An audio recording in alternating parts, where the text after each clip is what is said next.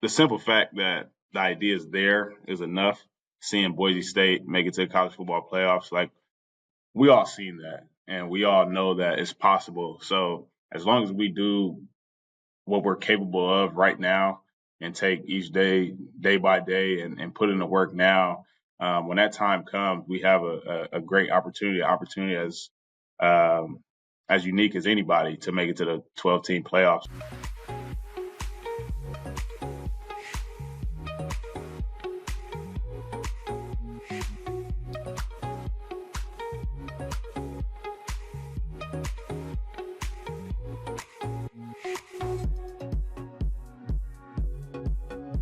Welcome back, or welcome to Y Option. I'm your host, Yogi Roth, as always joined by Jim Thornby. Both of us are rocking our Y Option hats.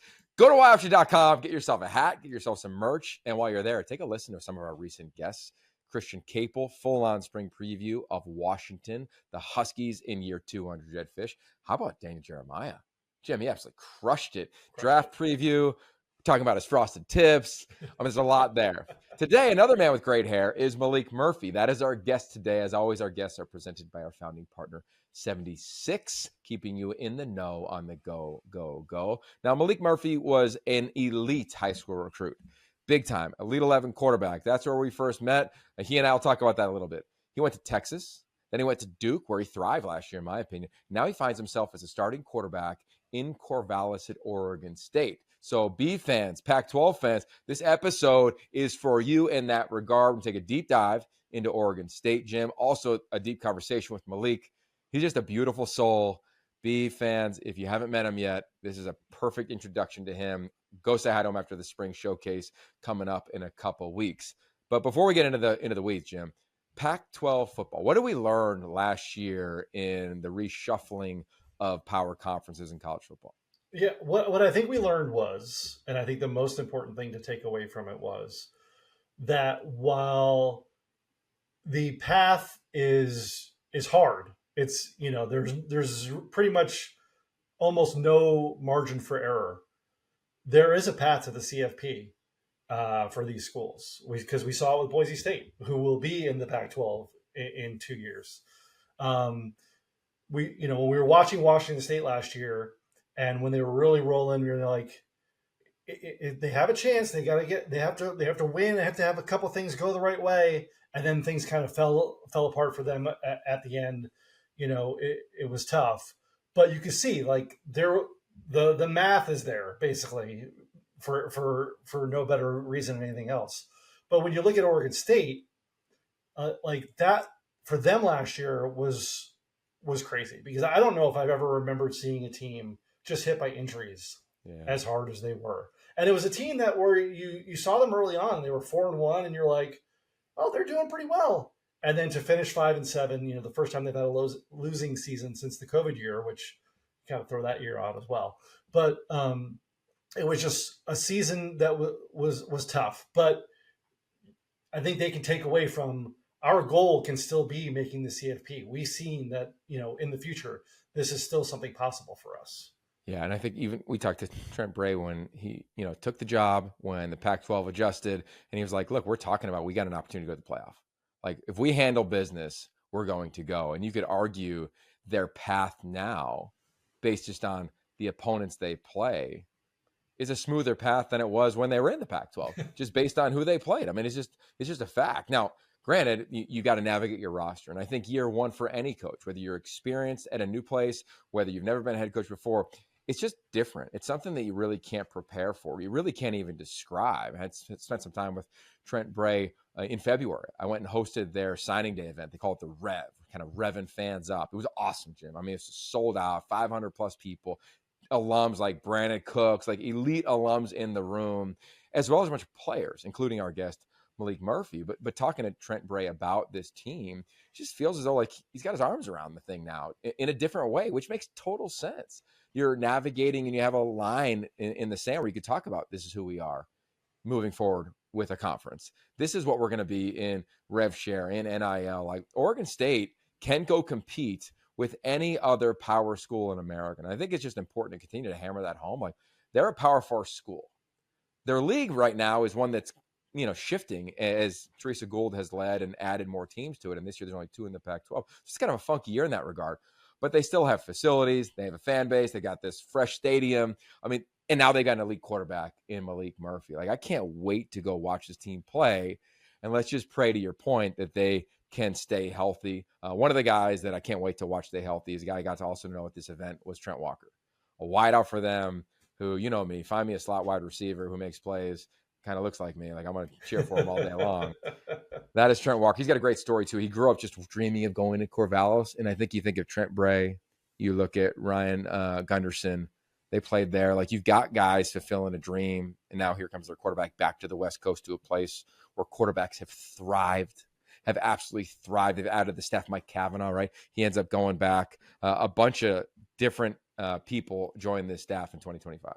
Yeah, and I think it's interesting, too, because in some ways, Oregon State and Wazoo have kind of flip spots from last year.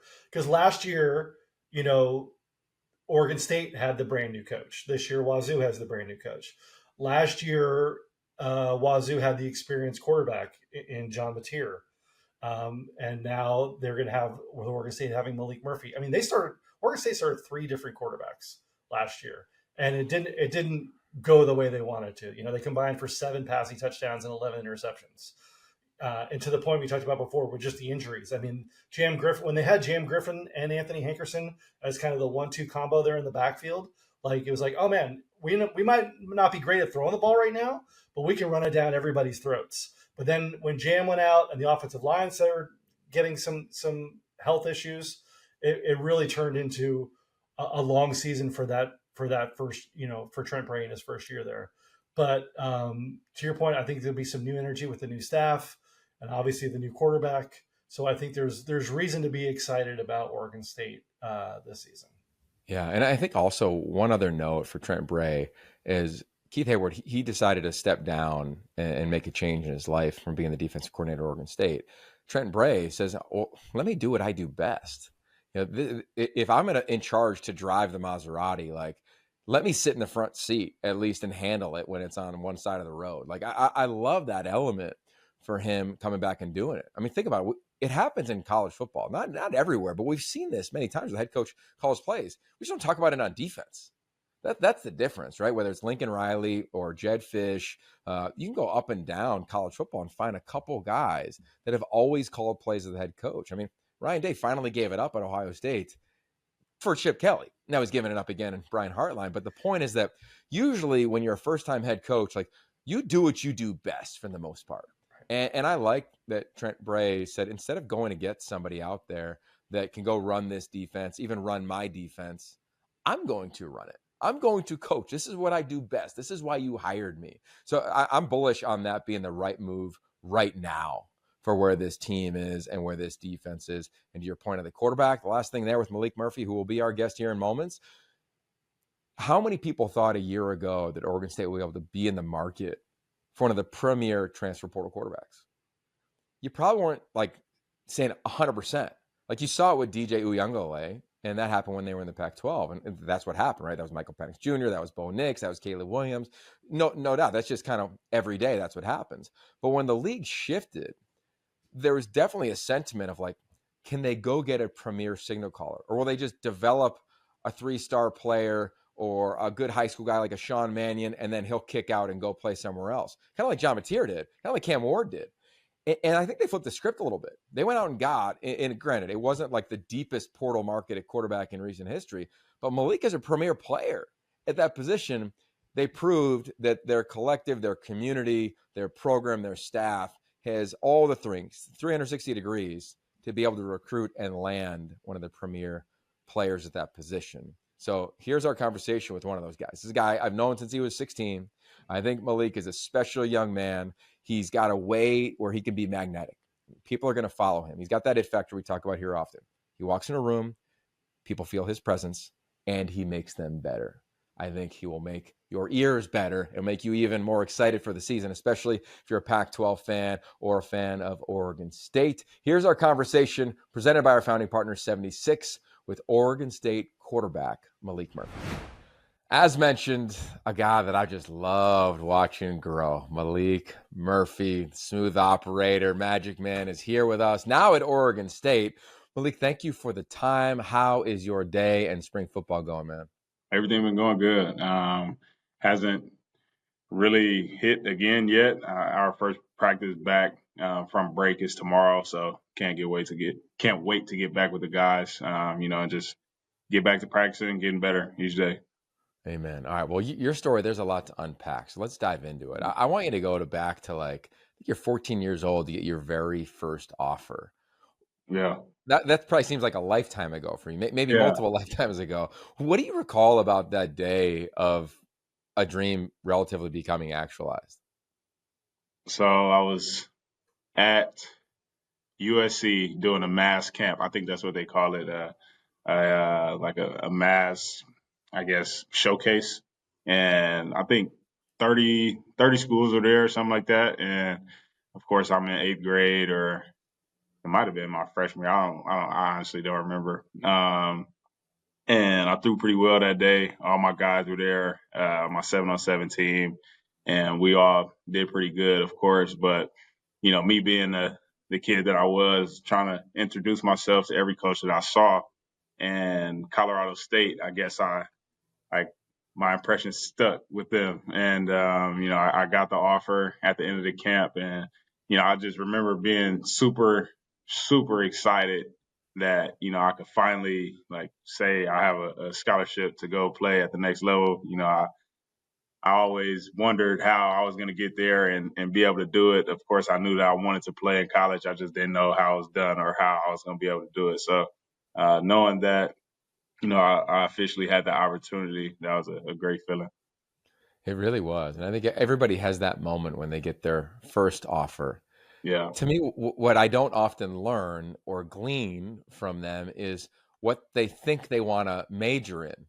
I remember you had a conversation with your mom. Can you share with us what you Yeah. thought you might be majoring in?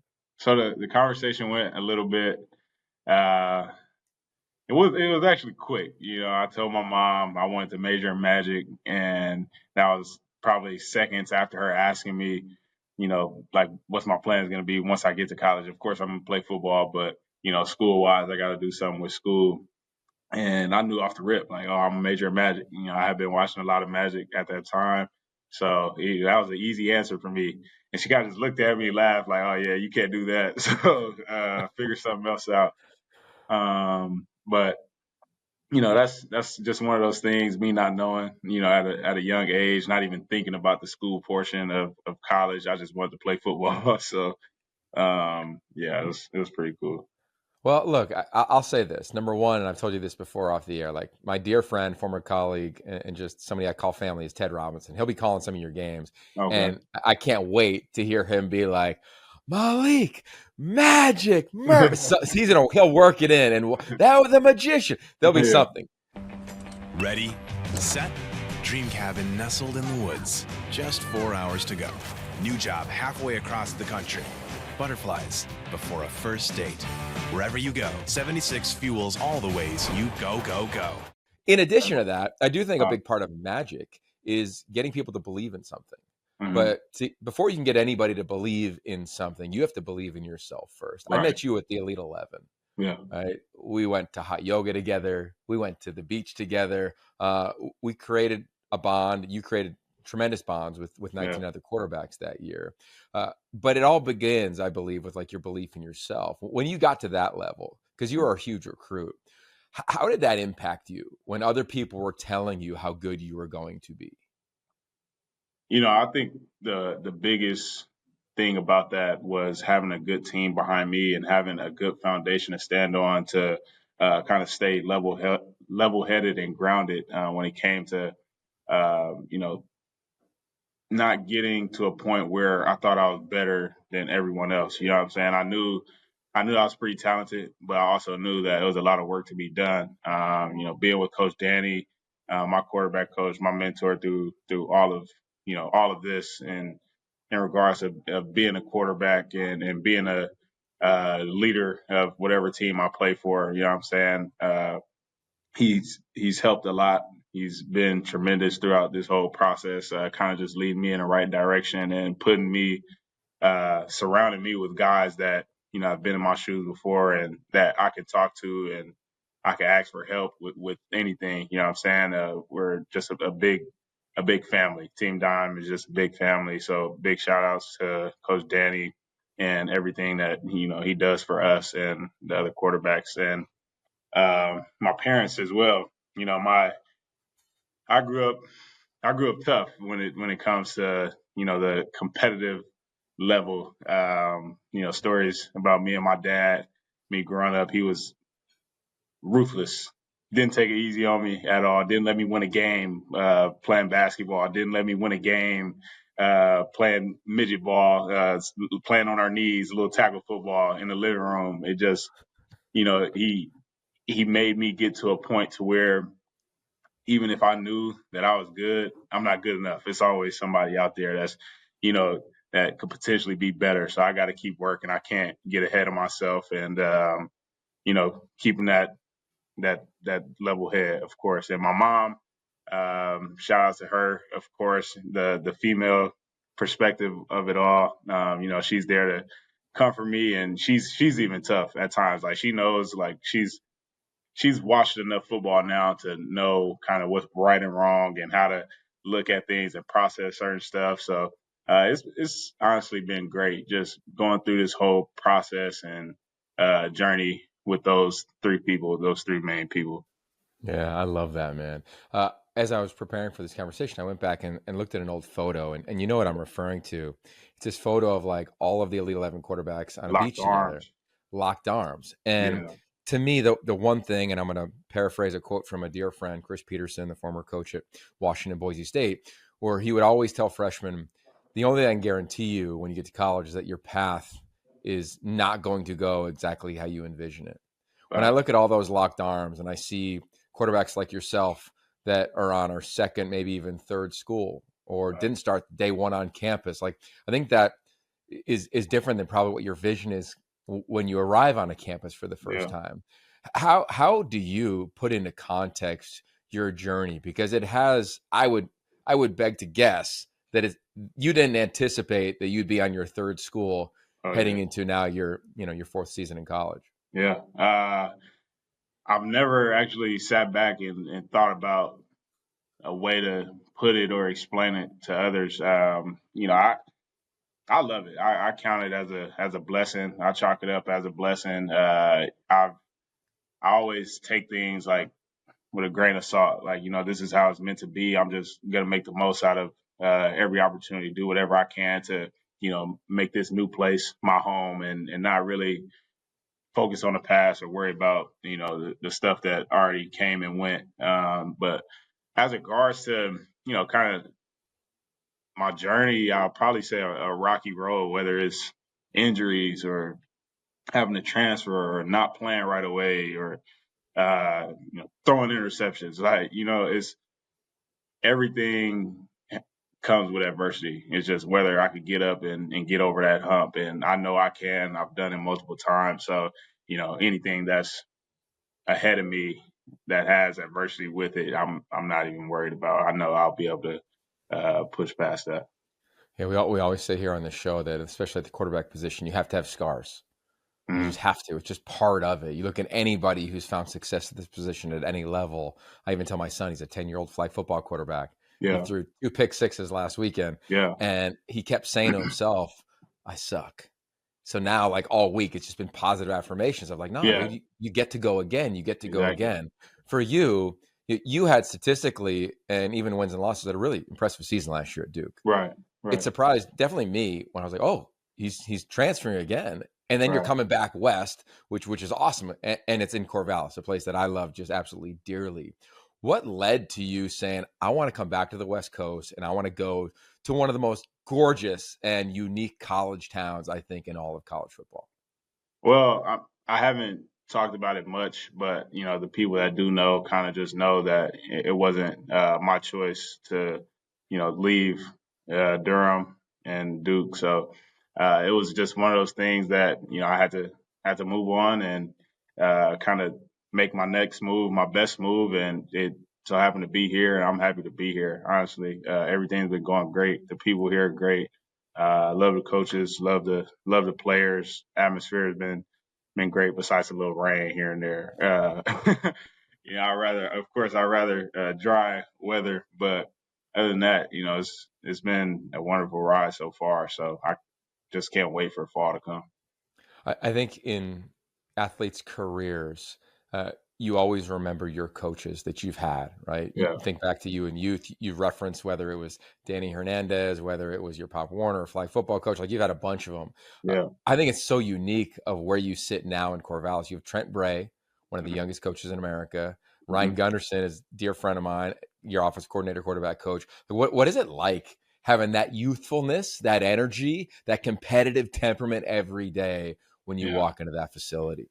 It's super funny, actually. We have great vibes here, especially in the quarterback room. I love those guys, Cal, Bari, and I haven't talked to the quarterback that's coming in yet much, but I'm sure he'll love it as well. But being around those two that you mentioned, Coach Gundy and Coach Bray, has been great. Honestly, I could talk to them any day, anytime, call them up, text them.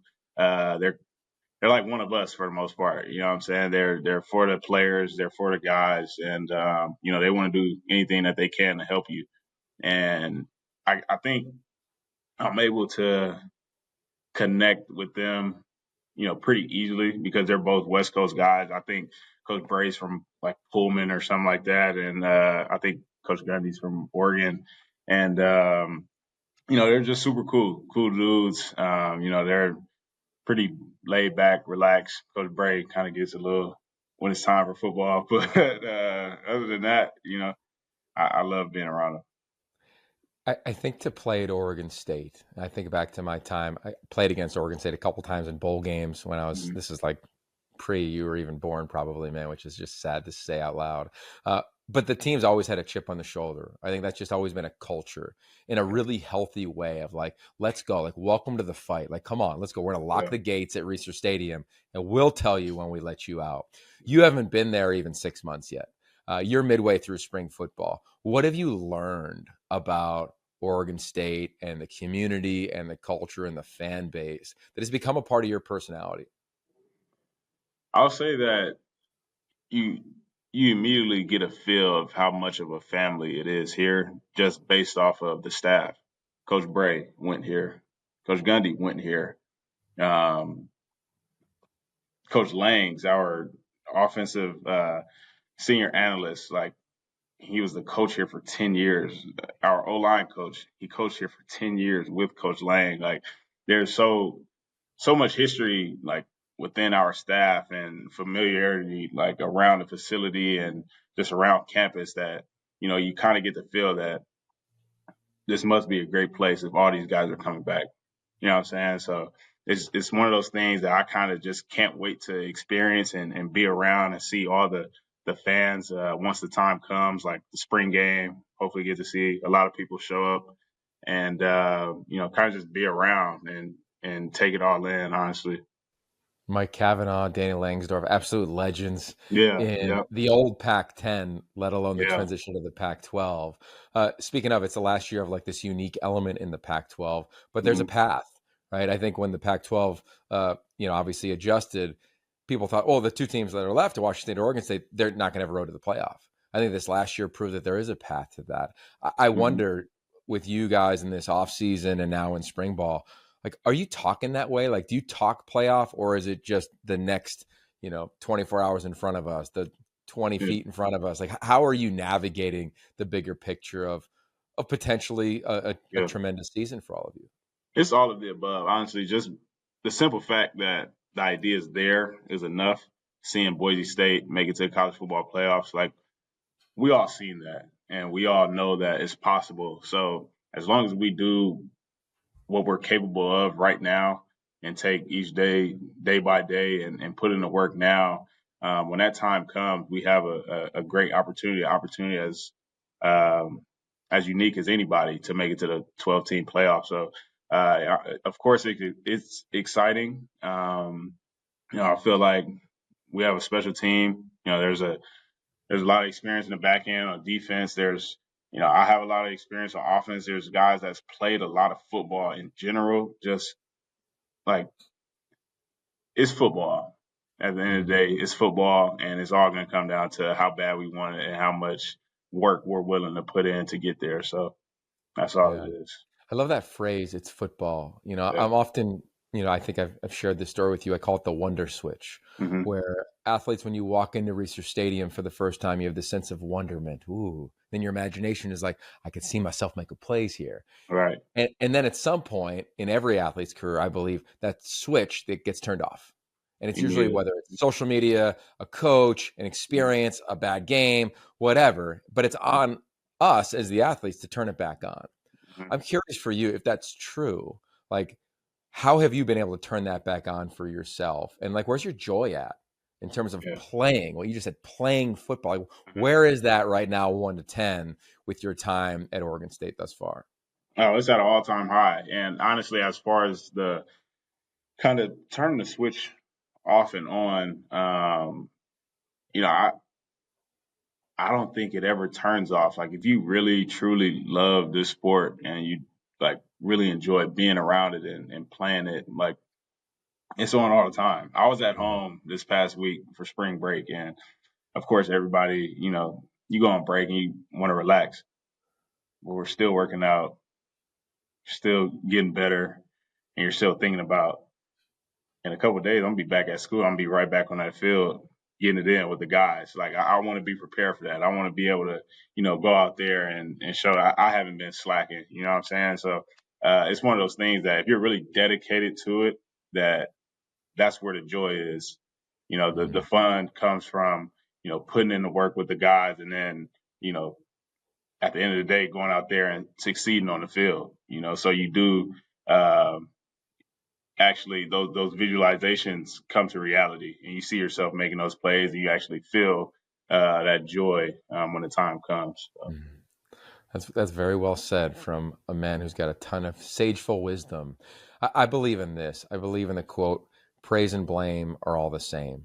And I think it takes quarterbacks a couple years in the environment we live in now to own that and wear that, right? I referenced stars earlier. Yeah. So where are you now? Mm-hmm. You referenced your experience. Like, what do you bring to this locker room? Because you've dealt with praise. I was there with you. You've dealt with blame. You alluded to it. How do you navigate that? And how can you bring a seasoned voice that is competing with joy to the locker room that you sit in now? It all comes down to being yourself. I think I'm pretty authentic as a person. I'm not really the type of guy that tries to be somebody that I'm not. And I think we're at the level of this playing field that you see straight through guys that are trying to be someone that they're not. So me coming into the locker room and just being me, I think the guys appreciate that. They're able to gravitate towards me, and whether you potentially like me or not, I think you respect me, like as a teammate, as a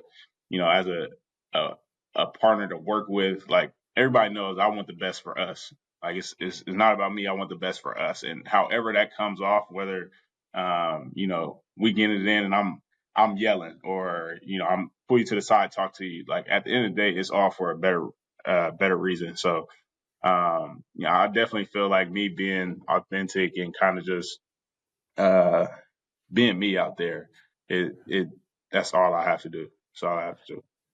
We connected around signing day in early February in Portland at an event called The Rev. We were kind of revving it up for the season. It was standing room only. I mean, it was a packed house. I do a lot of these events, man, and I don't know if I've seen a crowd like that. When you were on stage with me, we talked about football, we talked about adversity, we talked about things that you just referenced. We also talked about desire to be a broadcaster one day. We talked about a desire to create a fragrance line one day. Like, where are you off of the field in your life, having been to so many different places and connected to so many people who now at Oregon State want to help you and make these dreams realities at some point in your future? I'll admit I'm slacking right now. When it comes to all the off-field stuff, I'm slacking. Honestly, I haven't. I haven't made any connections yet with people that kind of have the same interests as me in regards to like fragrances or being a broadcaster. I'm I've just been all football at the moment, trying to get this down pat first, so I could be good at this part before thinking about everything else. So I that love time that. will come. Hopefully, it's later than sooner. Amen to that. All right, so here's the deal. Your spring game's going to come up. Fans are going to be able to come. Yeah. All those fans that have a connection to the sports media industry, I'll be one of them. In addition to the fragrance industry, I'm not one of them. Yeah. Come up to Malik after the game and after the scrimmage, after the showcase, spend some time with them and make sure you guys can build that connection, because you are right. You got to keep the main thing right now. Before we cut you loose here, man, I do want to touch upon one of my favorite core memories. Coming up on year 18 at Elite 11. And doing hot yoga next to you in Hermosa Beach still is one of the most joyful experiences I have had in my time. Not me. Yeah. No, you killed it. Yeah. I think I would have enjoyed it more if I didn't start to compete with the older women in front of us. I didn't understand how they were 65, 70 years old, killing us. They were killing us. We were drenched in the back, didn't know if we'd make it, telling the instructor to kind of pour water in there or cool it down somehow. It was ridiculous. It was definitely one of the hardest things I've done in my life. I kind of want to go back to redeem myself one of these days. But yeah, it was fun. I will say it was fun. And of course, going to the beach after, the whole experience was pretty cool. I hope I'm able to go to one of the Elite 11, events to kind of just pop up and talk to all the guys. Yes, come on through. It's going to be later on this summer. The dates will come out pretty shortly. So if you get the time off from a workout, come hang out. We'll go do a yoga session. We'll talk to Shallon, the owner of Hot Yoga LA. And maybe, instead of maybe doing 90 minutes, maybe we'll do 60. Or we'll make it cut a little shorter. No doubt. And make it fun for him, man. We got to bring Coach Stump, too. He snuck out of it. We got to. Oh, yeah, we do. That's a call out to you, Brian. That's right. Hey, I want to say this before I let you go, man. I mean this sincerely. When we left that yoga studio, you and I walked to the beach together, and we talked about everything other than football. And I think I got a glimpse into your soul and a glimpse into who you are, the essence of you. And you're just a beautiful young man on every level. You got such depth and breadth to you. So cool meeting your mom at the event with Oregon State. And I'm just thrilled for you, man, because I know you make every environment better. You're an illuminator, and I can't wait to root for you. Listen to Ted Robinson say something around the magician. Something will come out in the broadcast as he's calling those games, man. And just a huge fan for you here at Y Option and for myself and all of us at Elite 11, man. So best of luck. The pack is rooting for you. And I know so many other people here in LA are as well. I appreciate you, Yogi, always. Got it, man. There it is. Malik Murphy, smooth operator at quarterback. That's right. Diving right back into spring ball. Thanks, man. Peace. No doubt. Thank you. It's the Afterglow. Jim Thornby, Yogi Roth. That was Malik Murphy. Big thanks to our founding partner, 76, keeping you in the know on the go. Malik has been on the go. He went from LA at Serra to Texas to Duke and now to Oregon State. I love it. I'm so happy for him. Jim, I'm curious for you. This is the first time you really spent some quality time with Malik. What were your takeaways? I was just blown away by his maturity and his personality. He was, easily able to talk about, or as easy as it can get, what happened with him at Duke and, coming on to Oregon State. And I think that part of it, that maturity level that he's going to bring the team is going to be such a huge bonus. And it's funny too, because you talked a lot about, the Elite 11 experience with the two of you.